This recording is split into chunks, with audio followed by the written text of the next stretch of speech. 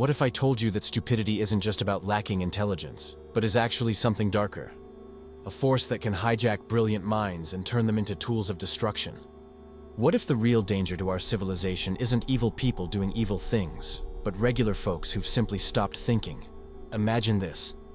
A top scientist with years of education begins spreading reckless, false claims. A kind-hearted teacher starts backing dangerous ideologies. A devoted parent starts making choices that put their own kids at risk. These aren't villains.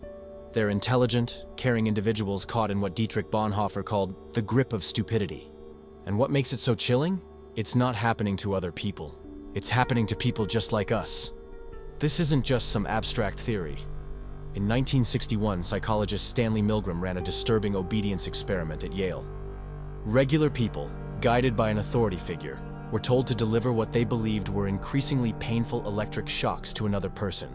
Even after hearing screams of pain, 65% kept going, believing they were delivering life-threatening shocks.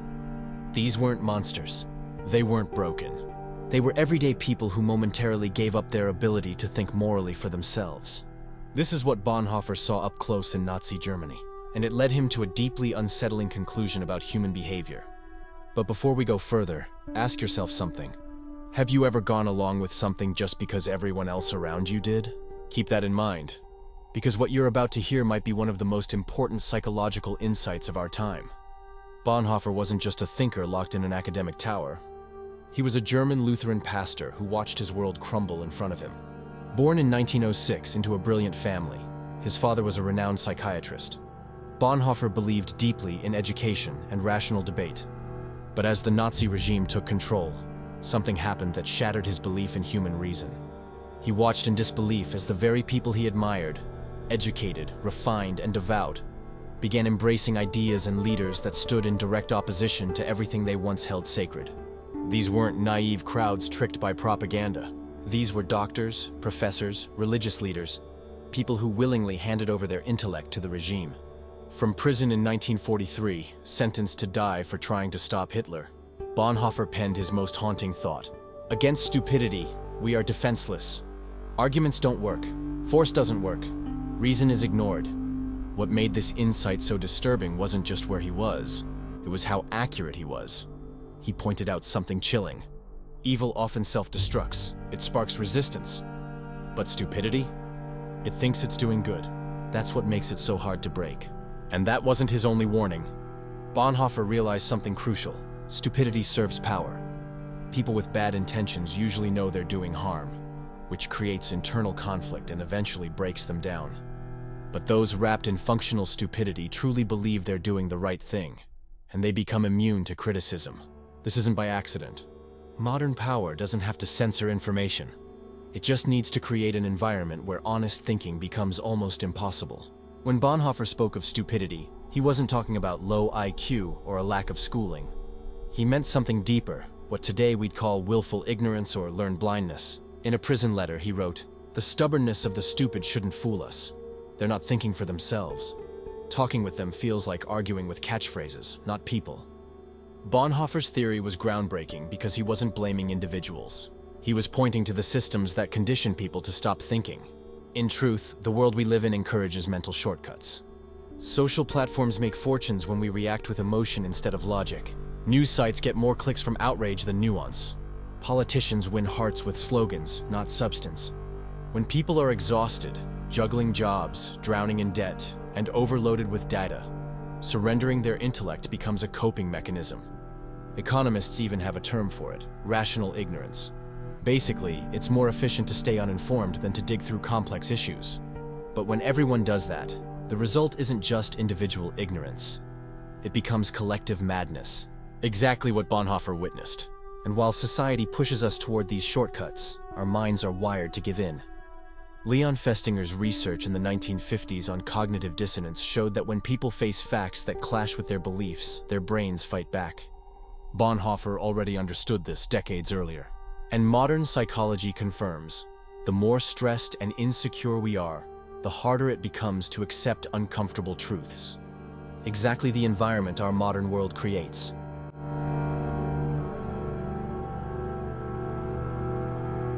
Bonhoeffer also noticed something most people overlook: Stupidity often shows up in groups. He wrote that stupidity isn't just a mental flaw, it's a social phenomenon. He saw how smart individuals, when part of a crowd or a cause, could lose their ability to think critically, and that insight was years ahead of its time. In the 1950s, psychologist Solomon Asch proved Bonhoeffer right.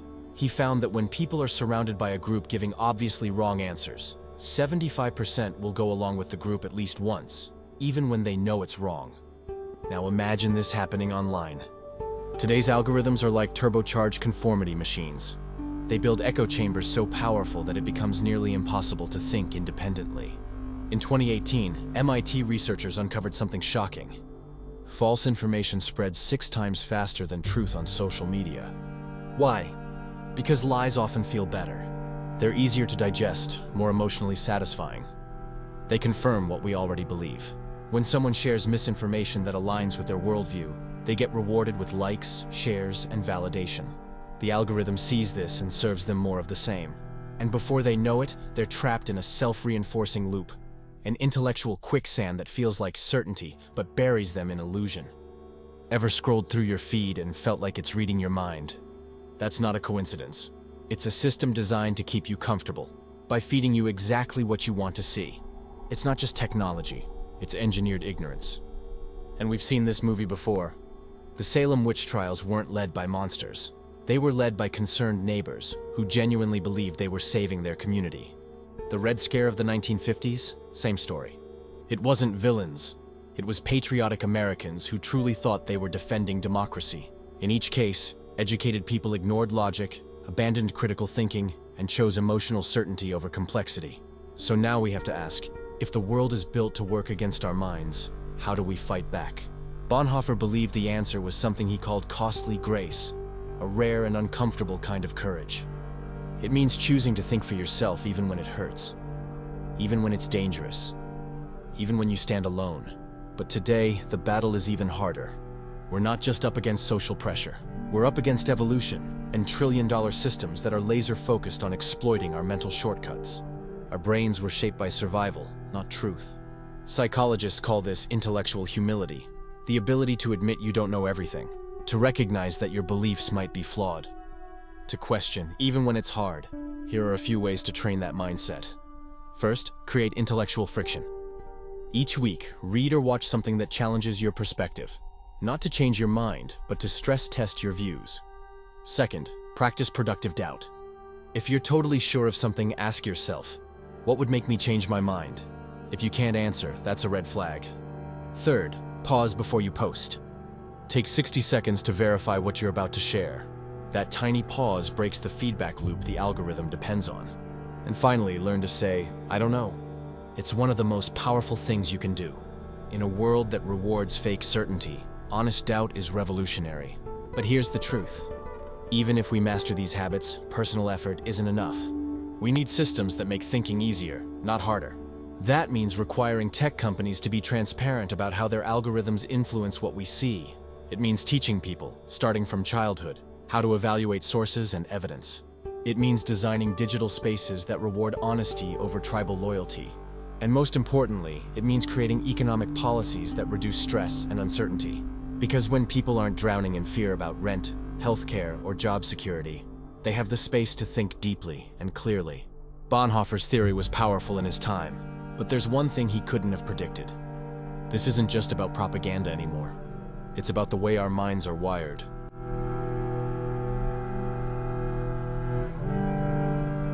Our brains weren't built for truth. They were built for survival. Bonhoeffer lived in a time where Nazi propaganda spread through newspapers and radio. That was dangerous. But what we're facing now is on a whole different scale.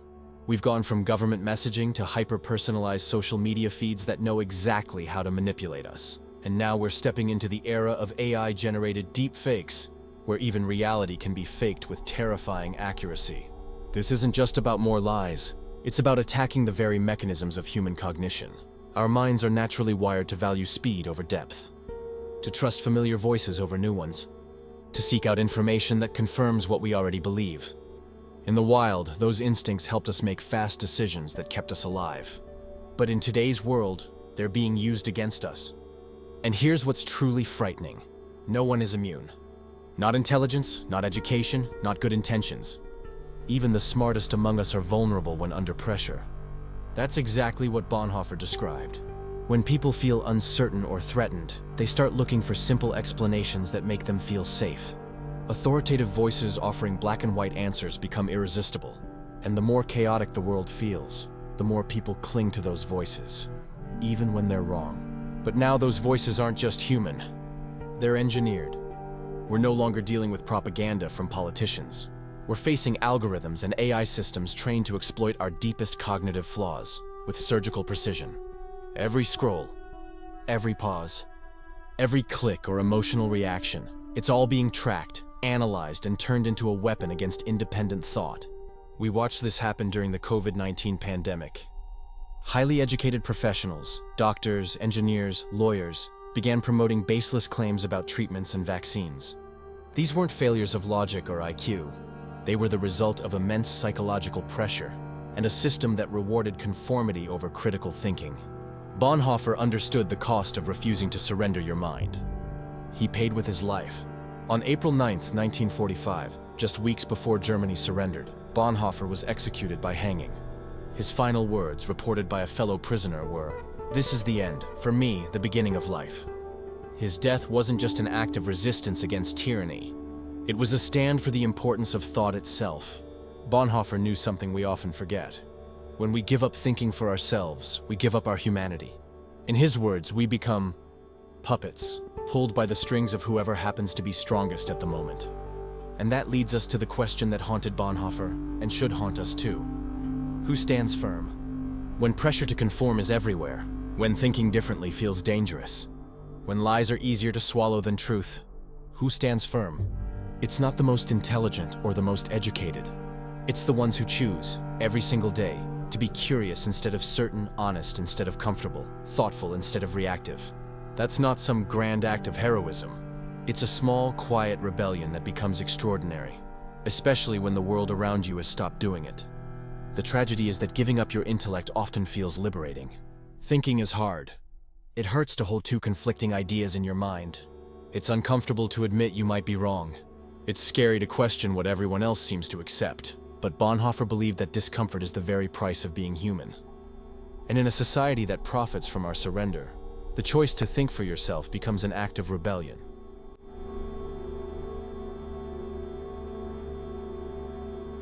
And here's the hardest truth of all. We're all vulnerable to functional stupidity. The moment we believe we're above it, immune to manipulation, we're already halfway gone. Because the price of staying intellectually free isn't comfort. It's vigilance.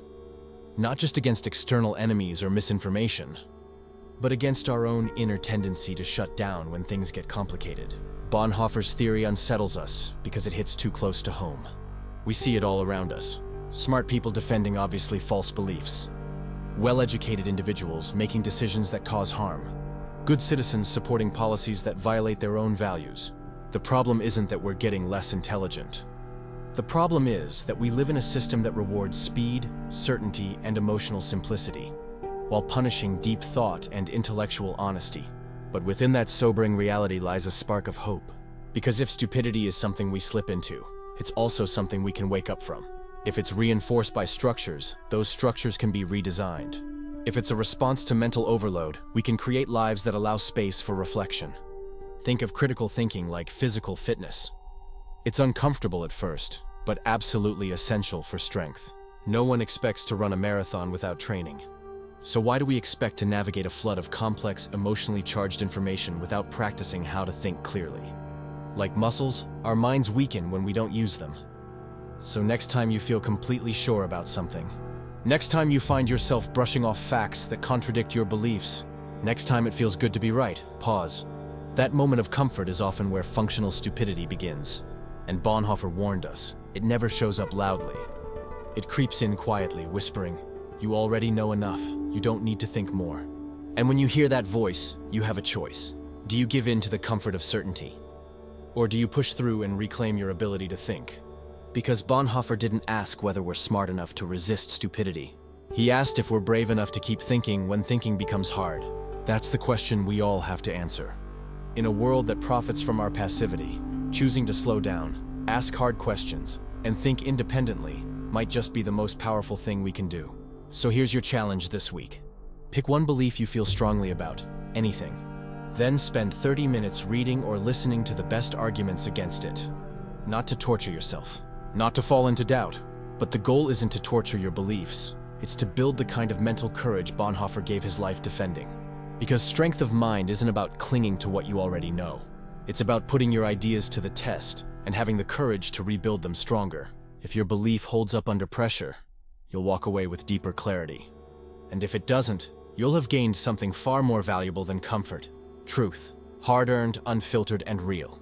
Because the future of human dignity doesn't depend on how much we know. It depends on our willingness to keep thinking, especially when it's uncomfortable, inconvenient, or lonely. And if this video made you question something you were sure about, that's not weakness. That's the very first spark of strength. So share this with someone who isn't afraid to dig deeper, especially when it hurts. Because in a world engineered to distract us, the quiet act of thinking clearly might just be the most radical resistance we have left. And if you remember only one thing today, let it be this. Every time you choose curiosity over certainty, evidence over emotion, thoughtfulness over instinct, you're not just protecting your own mind. You're defending the very possibility of wisdom. In a world drowning in artificial stupidity. So, what's one belief you're willing to question this week? Tell me in the comments, and let's be the ones who still stand tall, even when everyone else has stopped thinking.